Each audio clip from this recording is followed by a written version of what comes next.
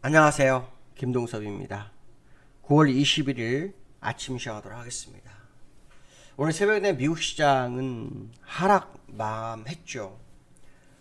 전일 반등을 주면서 뭔가 변화 가능성을 꾀하는 듯한 차트의 모습이 있었는데 하루 만에 하락으로 마감하는 모습이 있었습니다. 통화정책이 지금 진행되고 있죠. 통화정책이 진행이 되고 있습니다. 내일이면 우리나라도 통화정책 결과를 알 수가 있죠. 통화정책의 발표는 미국 시간으로 오후 2시라고 합니다. 그러니까 우리나라 새벽이죠. 그래서 울트라 스텝이냐 자이언트 스텝이냐 둘 중에 하나죠. 물론 지금 시장에서는 자이언트 스텝이 대세죠. 그렇죠? 근데 어저께 스웨덴이 1%를 올렸어요. 그러니까 선진국에서 1%를 올린 거는 거기가 처음이죠. 뭔가의 변화의 시골에 다가오는 게 아닌가라는 생각을 한번 해봐야 되겠죠. 그래서 자이언트 스텝에 비해서 울트라 스텝이 가능성이 굉장히 낮지만 울트라 스텝을 열어놓고 보는 것도 나쁘지 않겠다. 이 말씀 드리고 싶습니다. 그 얘기 무슨 말이냐면 대응을 상당히 보수적으로 해볼 필요성이 있겠다. 그 얘기고요. 이 연준이 금리 결정도 중요하지만 성명서가 되게 중요하죠. 연준이 시장을 바라보는 걸 어떻게 보나. 지난번 잭슨홀 미팅에서도 그 제롬 파월이 준비된 원고가 아니라 자기의 의지대로 그대로 솔직하게 연설을 했다고 하죠. 그래서 결국 인플레이션에 대한 파이터의 역할을 하겠다 이런 느낌이 있었는데 이번 성명서의 확인이 굉장히 중요한 상황이 되고 있습니다. 왜냐하면 이번 성명서에 따라서 올해 마지막 11월, 12월에 FMCA 결과가 어느 정도 주목이 되고 예측을 할 수 있거든요. 그래서 성명서에서 어떤 얘기가 나오는지 봐야 되겠죠. 인플레이션이 지금까지 금리 인상하면서 제대로 잡히지 않았습니다. 물론 9.1%를 찍고 내려온 건 사실이지만 근원 CPI가 올라섰다는 것은 유가나 식료품 가격이 만약에 오르기 시작하면 시장은 상당히 좀 어려울 수 있다. 이런 생각도 한번 해봐야 되겠죠. 오늘 새벽에 미국 시장은 10년물 국채금리, 2년물 국채금리의 상승이 시장을 흔들었다. 이렇게 얘기를 하고 있는데요. 10년물 국채금리가 3.6% 수준으로 2011년도 이후로 최고치를 기록하고 있고요. 2년물이 4%를 돌파하는 그런 상태가 나왔습니다. 시장 일각에서는 경기 침체에 대한 얘기가 이제 서서히 나오기 시작을 하죠. 페덱스도 경기 침체를 인정하는 그런 분위기가 형성되고 있는데 연준이 그걸 인정할지는 좀 더 두고 봐야 되겠죠. 시장에서는 12개월 내에 경기 침체 가능성 35%라고 얘기하고 있지만 제가 볼 때는 침체는 시작됐을 확률을 좀 열어두고 보시는 게 좋지 않을까. 시장에서 경기 침체에 대한 부분, 스태그플레이션이라는 것을 인정하기 시작하면 시장이 상당히 어려울 수 있기 때문에 스태그플레이션이라는 용어를 안 쓰고 있고 둔화나 침체 가능성 이런 식으로 시장을 대응하고 있지만 장단기 금리는 벌써 침체 신호를 보내고 있기 시작한 지 꽤 됐다라는 것을 한번 생각해 볼 수 있고요. 미국 시장이 이런 가운데 일본이 8월 CPI가 2.8%로 상승을 했네요. 굉장히 낮죠. 그래서 낮은 게 아닙니다. 왜냐하면 일본은 이 인플레이션을 높이기 위해서 오랜 기간 장기 저금리를 가져왔어요.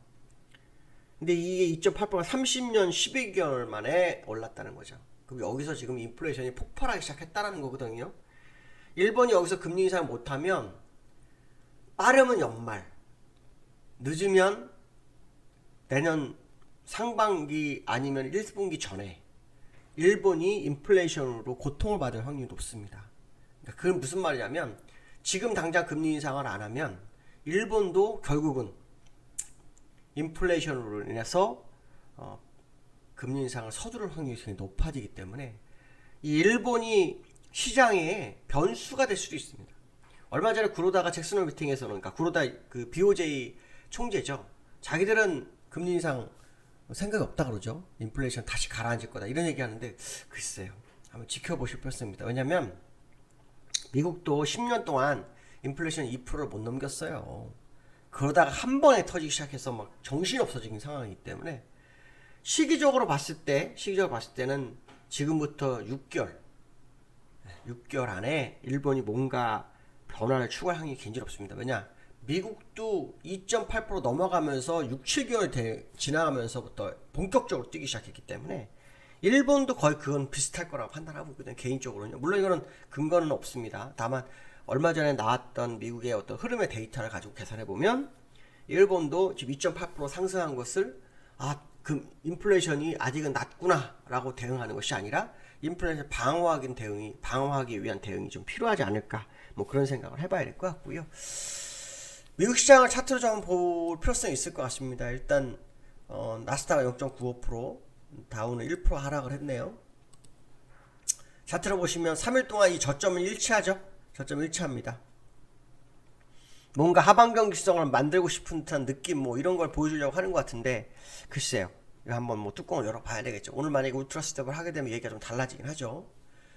근데 중요한 것은 뭐냐면 1.7%나 빨았었네요, 다우가. 그러니까 어제 상승폭을 저점에서 상승폭을 하루 만에 다시 깨트리는 그런 상황이 있었던 다우의 흐름이 중요하지 않느냐, 뭐 이런 생각 해볼 필요성이 있고요.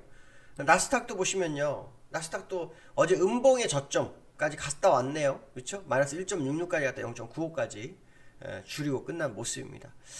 하방 경직성을 만들고자 하는 모습일지 아닐지는 좀 더 시간을 두고 봐야 되겠지만, 저는 하방 경직성과 좀 먼 거라고 판단하고 있습니다. 왜냐하면 지금 일목균형표상으로 위치가 그런 위치가 아니고요. 그다음 월봉도 그런 위치가 아닙니다. 그러니까 이게 우리가 다우나 이 나스닥의 일봉이나 이 주봉 월봉을 볼 때 하나만 보질 않습니다. 여러 개를 봤을 때 그 위치가 정말 하방 경직성이나 뭔가 반응을 줄 만한 자리냐 아니냐의 싸움인데, 다우와 나스닥은 사실 그 자리가 아닌 데서 얼마 전 6월달에 반등이 있었거든요. 그래서 한번 좀 지켜볼 필요성이 있겠다, 뭐 이런 말씀 드리고 싶고요.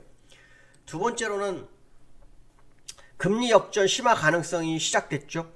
이번에 오늘 미국이 금리를 자이언트 스텝을 해도 0.75, 그렇죠. 울트라하면 1%가 벌어집니다. 우나라고. 지금 현재 우나라고 저희 미국은 동률이죠. 동률입니다.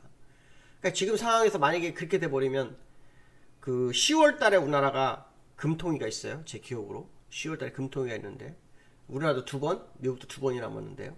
이 10월 달에 금통위 때 금리를 얼마나 올릴 거냐, 이 싸움이 되는 겁니다. 빅스텝 이상 가야 되는 거죠. 근데 그 기간 동안의 시간, 거의 한 달 정도 벌어지게 되는데, 이 한 달 동안 이 환율이 어떻게 될지 이게 되게 문제가 되죠. 지금 1,400원에서 뭐 돌파 실패하고 있는 모습이 있긴 하지만, 이 환율에 굉장히 좀 의미가 좀 있지 않을까라는 생각이 많이 들고 있습니다. 그래서 원달러가 어제 1389원 50전에 끝났는데 여기에서 1392원에 끝났거든요. 그래서 1400원 도전하는지 좀 보셔야 될 것 같고요. 이 한 달 동안 환율의 변화가 정말 시장에 굉장히 중요할 것 같다. 통화 수합에 대한 부분도 지금 쉽지 않죠. 어떻게 될지 결과는 뚜껑을 열어봐야 되겠지만, 지금으로서는 좀 만만치 않은 상황에 있는 그런 위치가 아닐까. 어제 제가 설명했죠.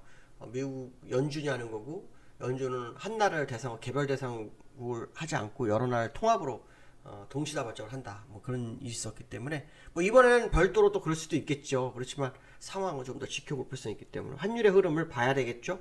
특히 오늘 미국 FMC 회의가 있기 때문에 오늘부터 환율의 변화가 좀 있지 않을까라는 생각도 해봐야 될 것 같습니다. 자, 세 번째로는요, 삼성전자 전저점 시킬까.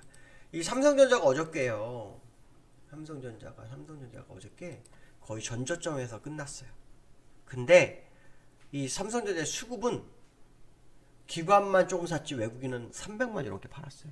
그러니까 수급적으로 굉장히 부담스러워진 삼성전자의 흐름이 나오기 때문에 미국이 오늘 하락한 거를 오늘 우리나라 시장에 반영한다 그러면 삼성전자 흐름 한번 지켜볼 수 있겠죠. 오늘 신저가가 나올 수도 있지 않을까 한번 생각을 해봐야 될 것 같습니다.